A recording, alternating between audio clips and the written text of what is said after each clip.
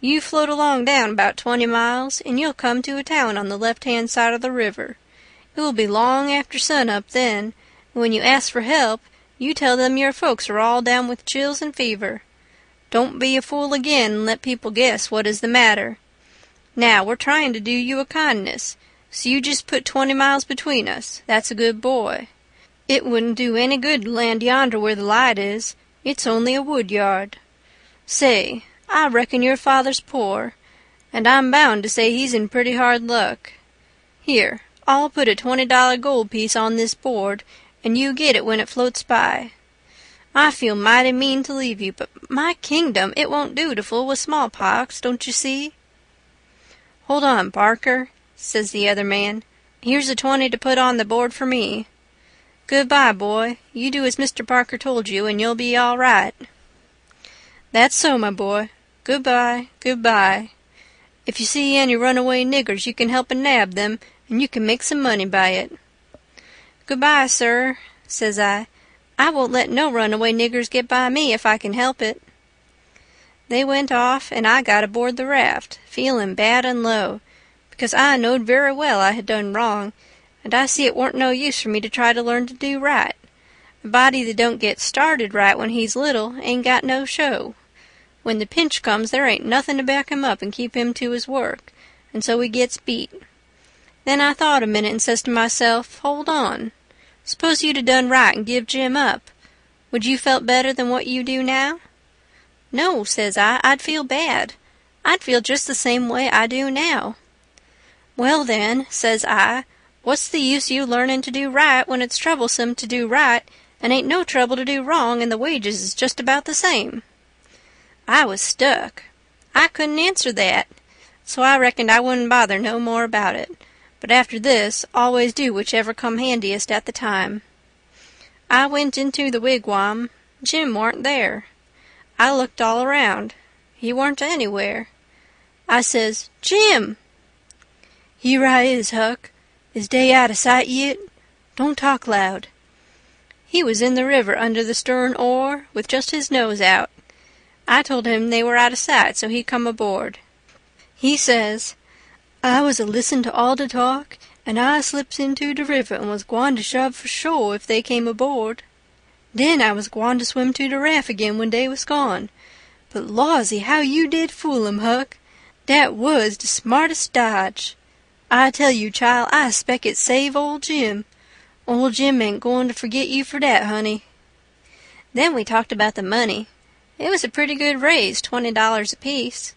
Jim said we could take deck passage on a steamboat now, and the money would last us as far as we wanted to go in the Free States.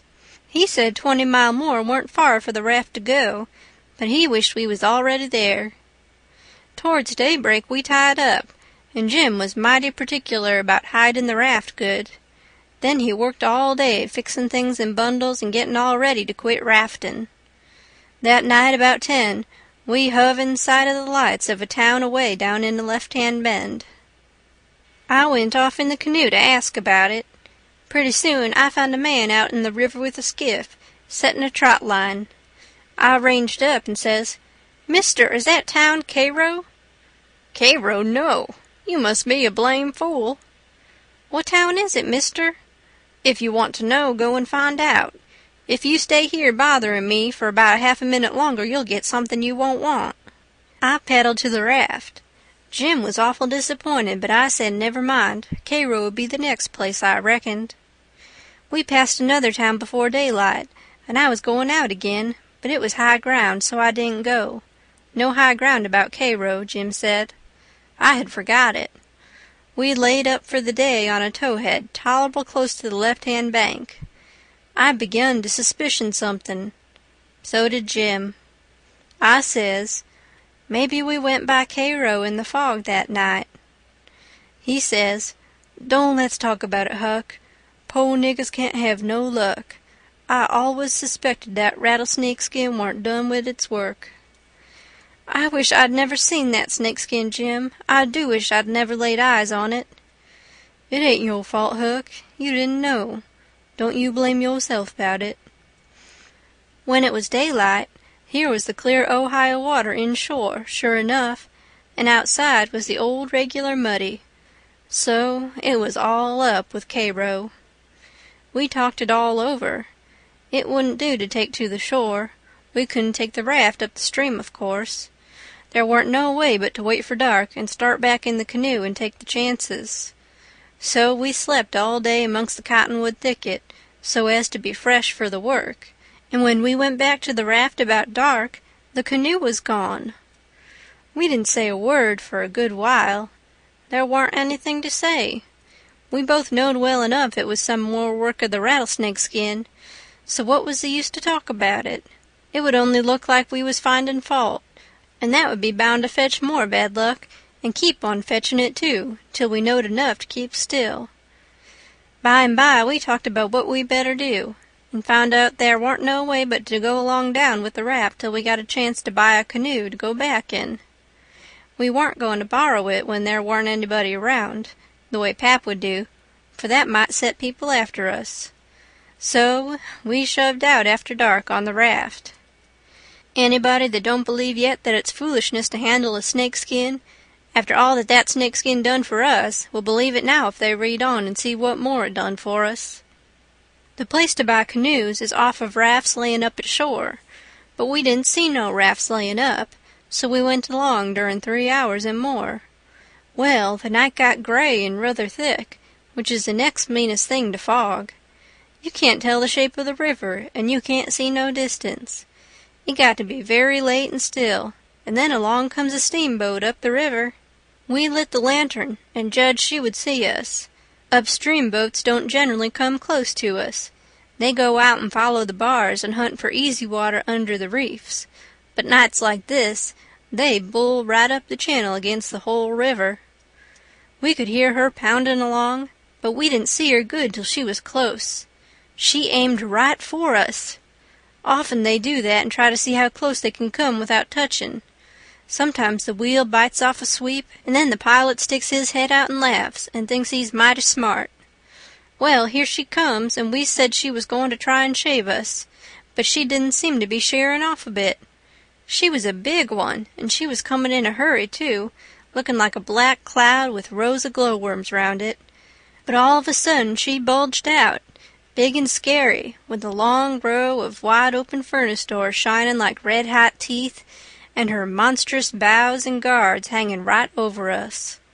There was a yell at us, and a jingling of bells to stop the engines, a pow-wow of cussing and whistling of steam, and as Jim went overboard on one side and I on the other, she come smashing straight through the raft. I dived, and aimed to find the bottom, too, for a 30-foot wheel had got to go over me, and I wanted it to have plenty of room. I could always stay under water a minute. This time I reckon I stayed under a minute and a half. Then I bounced for the top in a hurry, for I was nearly bustin'. I popped out to my armpits and blowed the water out of my nose and puffed a bit. Of course there was a booming current, and of course that boat started her engines again 10 seconds after she stopped them, for they never cared much for raftsmen. So now she was churning along up the river, out of sight in the thick weather, though I could hear her.